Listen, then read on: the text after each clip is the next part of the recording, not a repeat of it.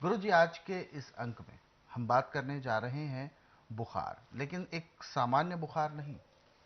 हम ठंड के वजह से या जाड़े का बुखार जिसे कहते हैं, हम उसके बारे में बात करेंगे।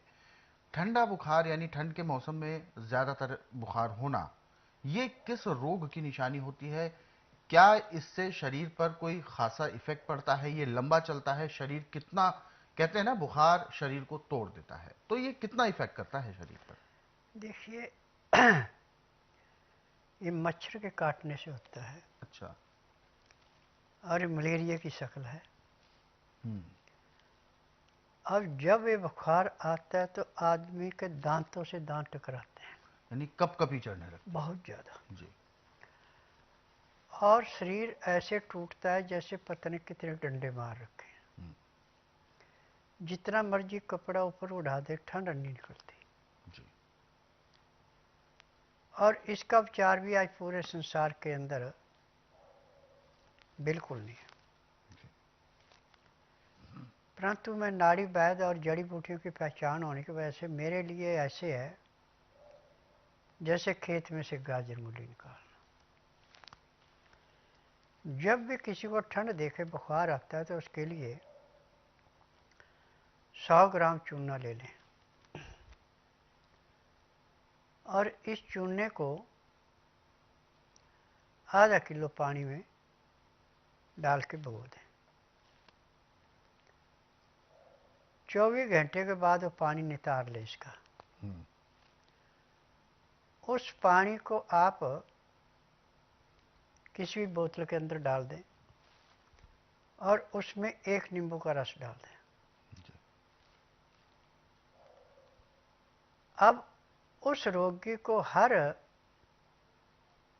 2 घंटे बाद उसमें से 20 ग्राम पानी पिलाते रहें। हम्म। हर 2 घंटे बाद 20 ग्राम पानी पिलाते रहें जिसमें नींबू का रस मिला रखा है।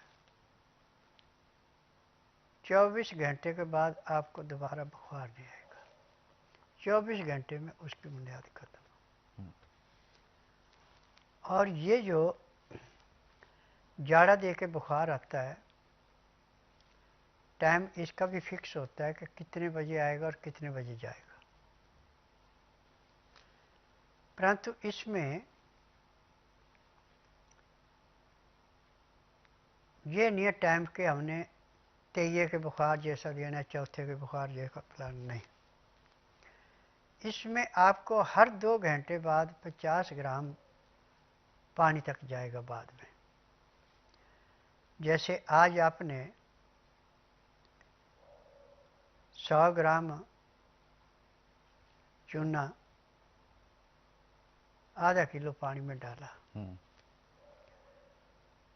तो आधा किलो पानी का वो आपके पास 450 ग्राम ही पानी रहेगा। जी। 50 ग्राम वो चूना पी जाता है, तब वो फैलता है। उस पानी को नितार करके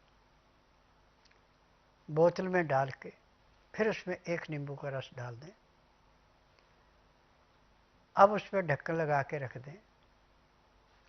जैसे जाड़े का बुखार उसको चढ़ने का टाइम आ गया कि आधा पौना घंटा रह गया, तो उस टाइम आप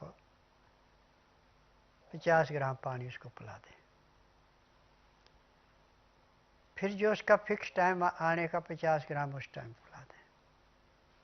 अब जितना वो आपको जाड़ा दे के आता उतना नहीं आएगा ज़रूर, परंतु कम आएगा। फिर 2 घंटे बाद फिर दे दें। अब उसका जो उतरने का टाइम फिक्स था उससे आधा पौना घंटा पहले उतर जाएगा।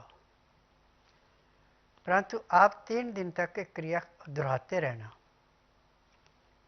जैसे 100 ग्राम चूने का पानी आज बना लिया, 100 ग्राम दूसरे दिन, 100 ग्राम तीसरे दिन, तो 300 ग्राम चूना लगा और 3 आपके नींबू लगे। जी। और आपको बुखार से भी छुट्टी होगी और शरीर में कमजोरी भी कोई नहीं आई। किसी डॉक्टर के आगे हाथ पांव नहीं जोड़ने पड़े। यह है। जी। लेकिन गुरुजी, इसमें एक छोटी सी हम बात और जानना चाहेंगे। जैसा कि आपने बताया कि ये मलेरिया और इस तरीके के जो रोग होते हैं इसके लक्षण होते हैं, तो उसकी कुछ रोकथाम भी तो होगी। रोकथामें एक नहीं अनेक हैं। अच्छा। यदि आप खाने के साथ सुबह शाम दोनों टाइम लहसुन प्याज अदरक का रस गर्म पानी में मिला के खाने के साथ ले रहे हैं तो कोई भी मच्छर काटे, कोई चीज़ काटे, हर एक रोग का कीटाणु उससे ऐसे नष्ट होता है जैसे जलती अग्नि में पतंगा नष्ट होता है। यदि आप पानी में मिलाकर नहीं ले सकते तो सलाद बनाएं, उसमें नींबू का रस और हल्का सा काला नमक काली मिर्च डाल दें। आप उसको खा रहे हैं रोटी के साथ और गर्म पानी पी रहे हैं तो आपको ज़िंदगी में कोई रोग होना ही नहीं, सवाल ही नहीं पैदा होता। लहसुन प्याज अदरक ना तो हवा का प्रदूषण मानता, जो इतना हवा में प्रदूषण है, यदि आप लहसुन प्याज अदरक का उचित प्रयोग कर रहे हैं तो आपके फेफड़े सांस की नाली बिल्कुल साफ रहेगी। गंदी हवा भी जाके फिल्टर ऐसे होती है जैसे कोई चीज़ कपड़े से छानी जाती।